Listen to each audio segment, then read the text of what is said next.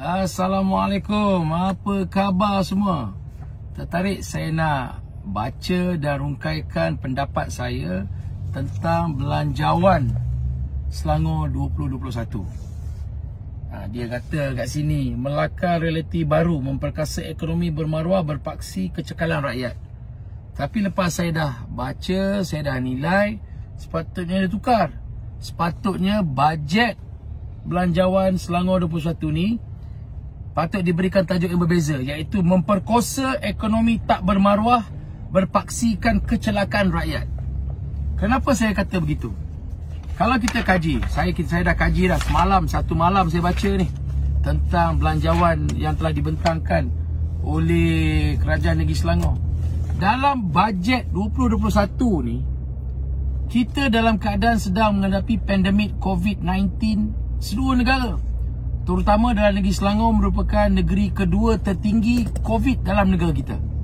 Tapi sayang, barisan kepimpinan Pakatan Harapan Negeri Selangor, khususnya Menteri Besar Negeri Selangor iaitu Amiruddin Syahri aka Menteri Besar Khatib ataupun Cak Ayam terlalu bodoh, tidak memikirkan langsung tentang apa yang berlaku dalam negeri Selangor.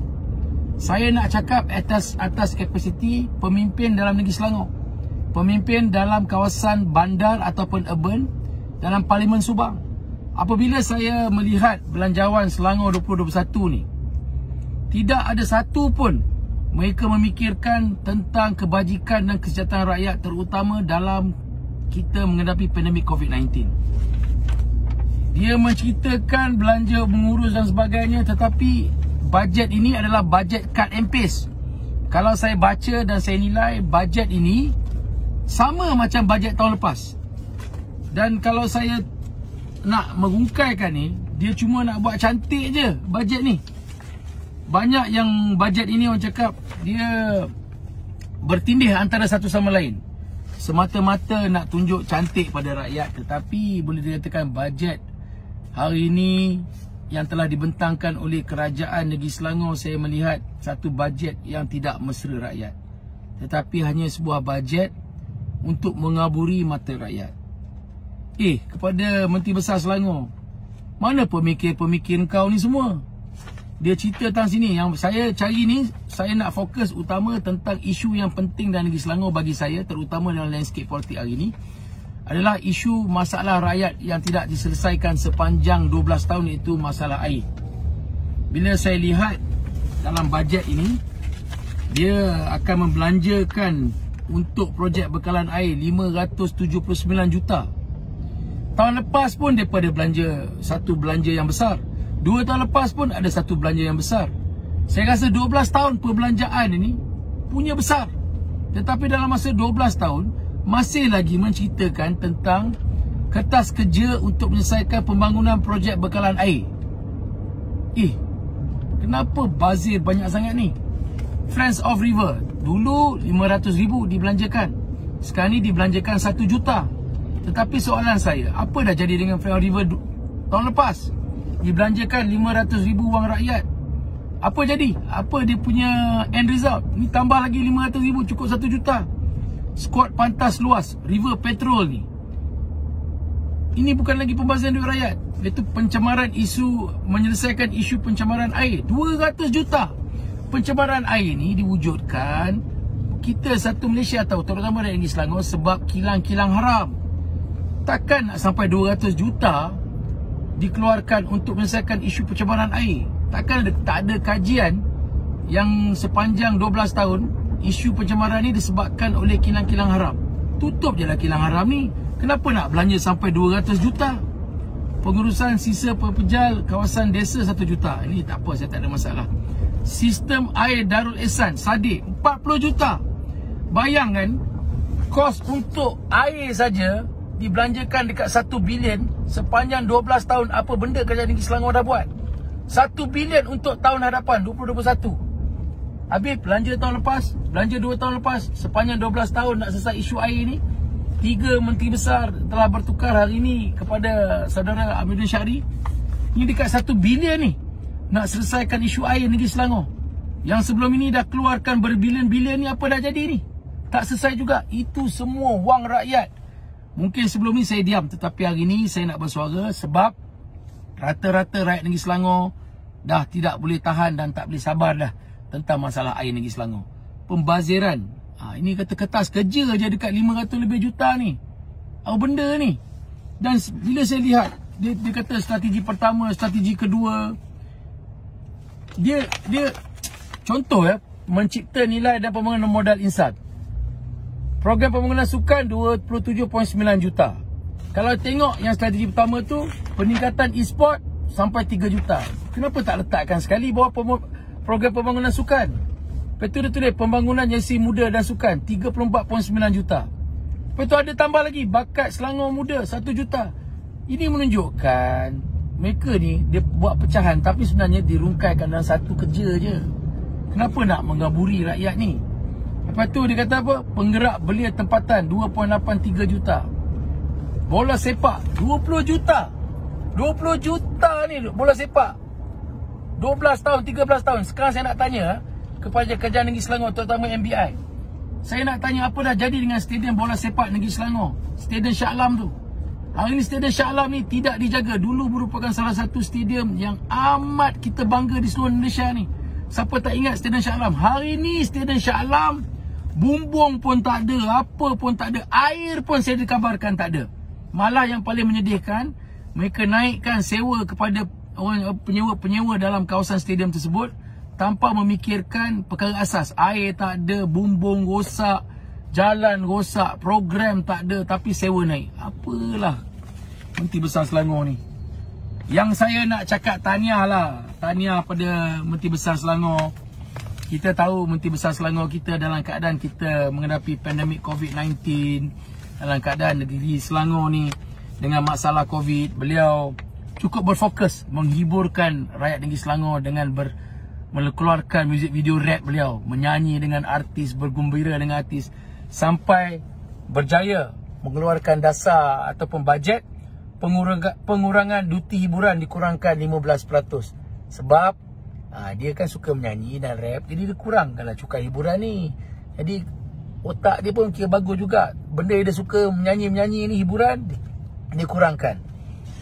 Dan hari ini saya lihat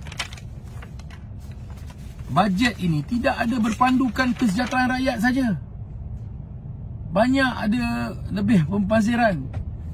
Dan nak cerita tentang rumah Selangorku 60,000 unit ni.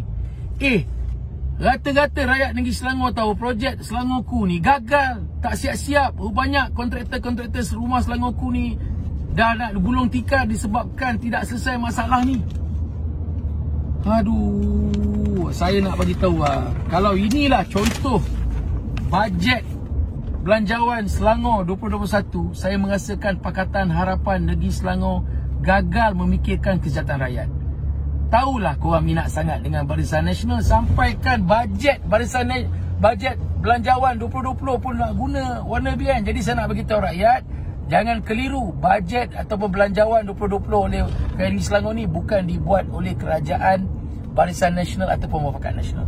Tetapi jikalau rakyat Negeri Selangor memberikan mandat kepada Muafakat Nasional atau Barisan Nasional mentadbir pada PRU yang ke-15, saya ingin mencadang di mana saya akan bincang dengan rakan-rakan kepimpinan Negeri Selangor untuk melaksanakan moratorium secara keseluruhan kepada semua peniaga-peniaga di bawah kerajaan negeri ataupun semua pusat-pusat di bawah kerajaan negeri ini diberikan moratorium untuk peniaga-peniaga ini berniaga tanpa perlu membayar sewa kepada kerajaan negeri.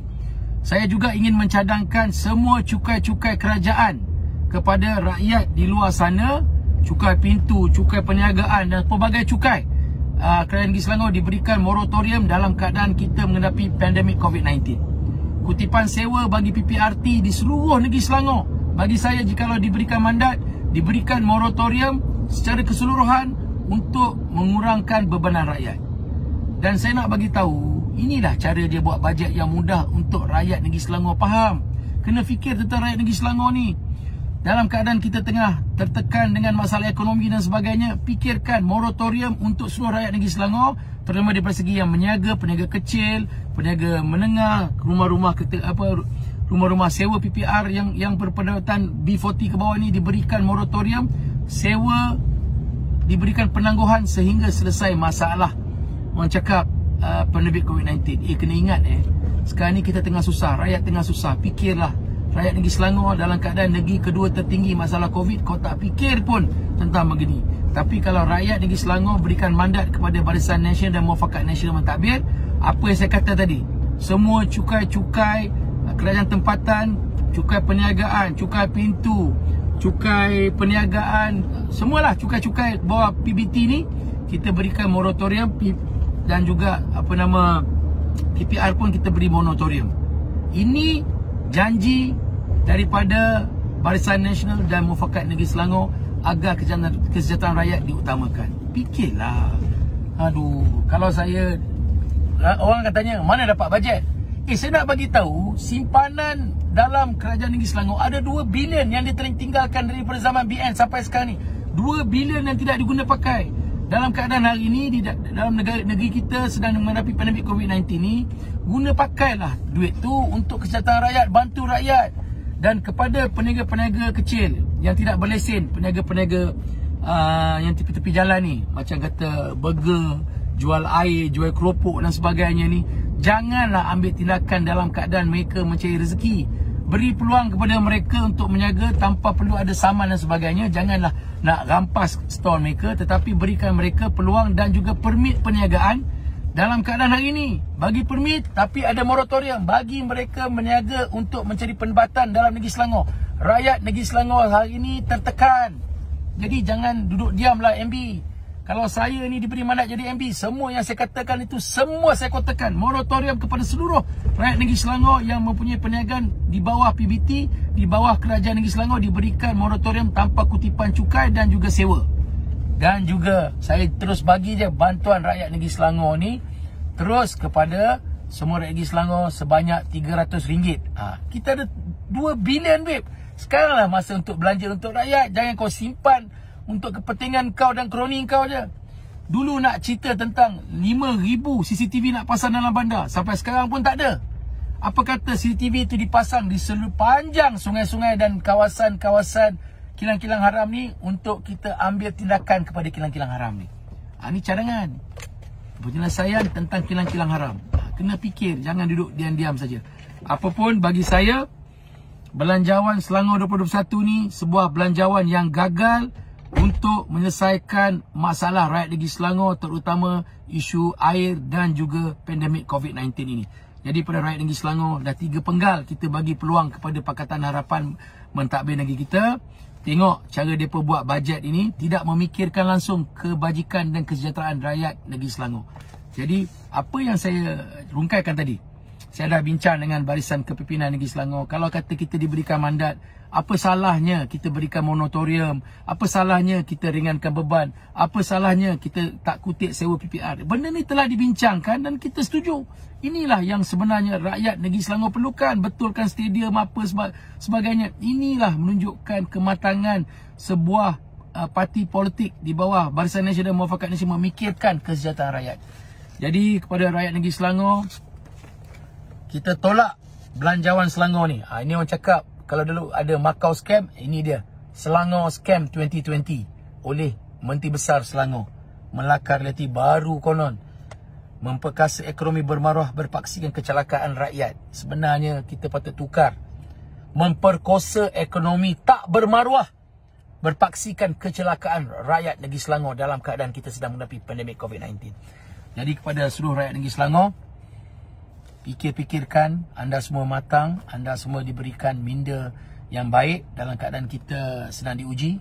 Adakah ini contoh kerajaan yang kita mahu selepas PRU15? Fikir-fikirkan, renung-renungkan. Saya Ahmad Azhar bin Haji Bonifah, Ketua UMNO Bahagian Subang merangkap Ahli Majlis Tertinggi UMNO Malaysia, mohon sokongan seluruh rakyat negeri Selangor untuk kembali memberi kuasa kepada Muafakat Nasional dan Barisan Nasional untuk mentadbir sebuah kerajaan yang berpaksikan kepada kesejahteraan rakyat. Assalamualaikum warahmatullahi wabarakatuh. Benda lah MB ni. Belanjawan pun tak reti buat, tapi menjadi menteri besar. Hancur. Peace.